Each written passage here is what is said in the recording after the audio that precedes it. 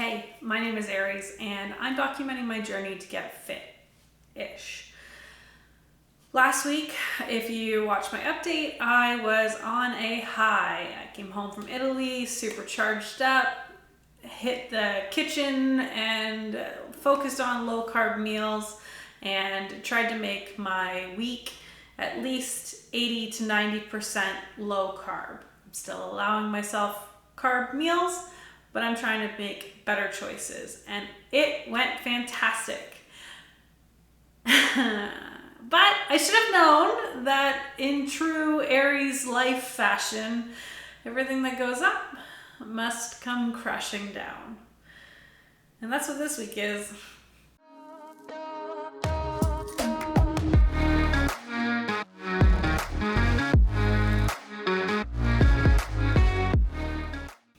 Okay, so it seems a bit dramatic because it seems like I just can't catch a break. Every time that things are going good and I'm on the right track, it seems like life always just wants to throw a spanner in the works.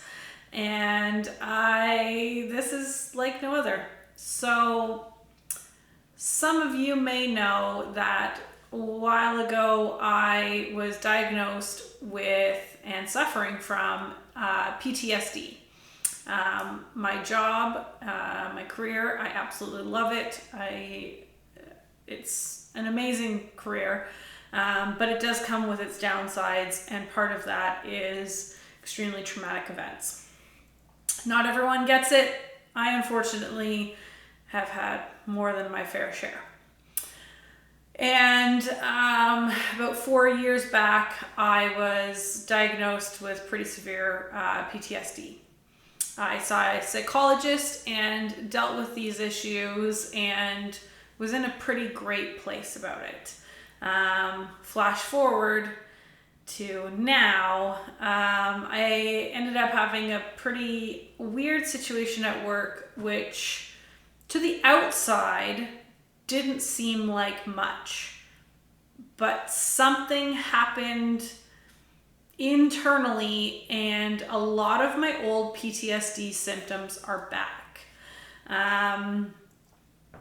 It's frustrating because my brain wants to say, you're fine, like just stop. It doesn't need to be this way, but my body is doing its own thing and I can't seem to get myself out of this cycle. So I'm not able to sleep very well. I haven't been, comfortable in crowds. I also, struggling with grocery stores if there's too many people around, people coming out quickly, either in a car towards an intersection or walking towards me. I really get my, tensed up. And I keep visualizing all of my traumatic events plus this new weird event. And I just keep visualizing it over and over and over and over and over and over and over and over and over and over and over again. And as much as I tell myself, like, just stop, I can't. It's like there's like something else going on where my logical brain says stop, but my emotional, I don't even know what section of my brain is doing its own thing. And it's super frustrating. So there was a bit of stuff to sort through this week. I tried my best to stay within good food choices and whatnot, but when you're not sleeping well and only getting 2 hours of rest at a time, it's hard for the body to even just process stuff. So I am doing the best that I can, but of course it feels like the world's crashing in on me and I can't just get ahead and stay with this ball of rolling momentum and whatnot. So I'm trying to cope with that. I know that it's not going to last forever. And also having the internal struggles myself of wishing that I wasn't going through this and that my body would just be better and do things, and trying to wrestle with the fact that, or comprehend, I guess, how I can get affected by something when my last big traumatic event was 4 years ago. It's kind of crazy how the mind works. And I guess, I don't know if anybody fully will ever understand how it works, but yeah, that's kind of what I'm going through. And for anybody who's ever dealt with PTSD, it sucks. It is not enjoyable. It is horrible, and I send my heart out to you. So in this week, it's, I've done my best, but also,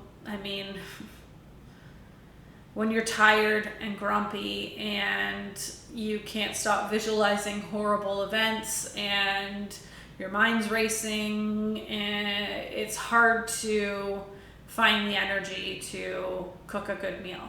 But it means that I'm left to, figure out meals. And as much as we want to food prep and try and batch cook, it's still been a bit of a struggle. So I've been trying my best, and through that I am up 1.4 pounds, which honestly,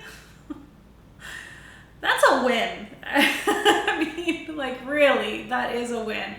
So I'm at 243.1 pounds, up from 241.7 last week, and I'm just gonna roll with it because it is what it is, and it could be a lot worse. So I am proud of being able to make the decisions that I have been, and kind of, stay on top of it as much as possible. I'm trying to do my best to drink at least one of these, which is 40 ounces of water. I'm trying to do my best at drinking at least one of these a day, and, still staying active. I tried Carolyn Gervin's, one of her workouts for the first time, and I felt sore during the workout, after the workout, and then 2 days later, I could barely walk. So, that was really enjoyable. It was a lot of weights, a lot of just repetitive, the same exercise, 3 times over with a little bit of rest in between. Yeah, full body, amazing. I'm trying to do a lot of walking and, just do what I can. On the day where, 2 days after Carolyn Gervin's full body workout, did I work out? No, I was sore and I let myself rest. And I think that's okay. So I am just doing my best to keep pushing forward. Try and make good choices. I've been doing a lot of research on, lower easy make meals, so that I can prep myself going forward and just have quick stuff that I can throw together in a pinch. And maybe that's going to be 4 random things on a plate. But one of them will be protein, one of them will be a fat, one of them will be, a veggie or something, and the other one will be something I actually want, cheese or I don't know, whatever. It doesn't have to be a recipe or a meal every time, and I am enjoying just making better choices. So that's where the week went. Not exactly how I thought the week was going to go after the great high of last week. Something I did want to say is I keep forgetting to mention that a lot of you came to my channel because I was alternate day fasting. I haven't given up on that. I will get back to it eventually. It's just right now, anytime I try and do a prolonged fast, I can't get past the extreme nausea that my body is incurring. So I am working towards that, but I am doing a daily fast still. So I'm still following at least the 16-8 protocol, where you fast for 16 hours and you only eat for 8. Most days I try and stretch it to flip that and do 18 hours of fasting and 6 hours of eating. But I am, working at, if I'm not hungry, I'm not forcing myself to eat at that like 8-hour start window. I will try and push it as long as I can. So I'm trying to fast as long as I can each day, and then keeping my eating window as little as possible. And by doing a low carb, a lot of the food that I'm eating in that shorter window is a lot more satiating, it's a lot more fulfilling, and I'm not having to snack. So the meals are, good proportions, and they're fulfilling me. So I'm shortening my window, but I'm also shortening what I'm eating. So I'm not counting calories, but I'm calorie conscious. I'm aware, like watching how many calories or carbs are in certain meals and avoiding those. But I'm not, making sure that, every meal is this many calories with this many.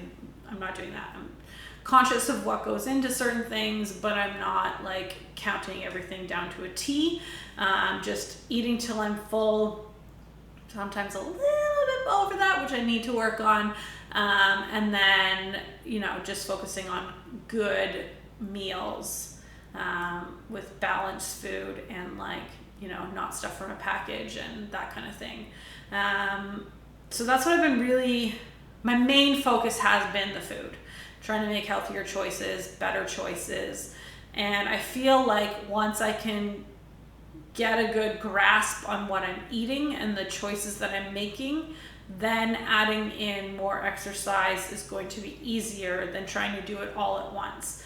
And then once I'm learning how to eat properly during my eating windows, then going back to an alternate day fasting protocol will be easier, because I'm not completely erasing what I'm doing on a fast day by just eating bad food on my eat days. So I'm really trying to learn, be better, and make better choices for the food that I'm putting into my body, focusing on what makes me feel good. Because yes, cabbage can fit into my low carb settings, but if it's going to give me, bloated or gassy or whatever, then is it worth it? So, it's not, it's been delicious. But those are the kind of things that I'm focusing on, trying to figure out, yes, okay, even though this does fit within my plan, how does it make me feel? And once I feel like I've got a good handle on that, then I'm going to try and stretch these windows even longer and go back into alternate day fasting. But I am doing intermittent fasting along with this low carb. But also, like I said in my last video, if you didn't catch it, is I am not just I'm not cutting out carbs completely. So if I've had a really good day and I just want a bowl of ice cream, I have a bowl of ice cream. Or if I plan it out that there's an event happening, I'm going to allow myself to eat whatever is served or whatever I am, want. Because I think it's good to trick the body up every once in a while, but also, I don't want to feel like I can never touch a carb again in my life, or I can never, eat a certain food, because then I'm just going to feel restricted. I'm going to fall back into old binge eating lifestyles and tendencies and just gorge, and then I'm no better off. So I am still allowing little bits, trying to aim for that 90 to 80% low carb lifestyle, and allowing myself the 10 to 20% carbs.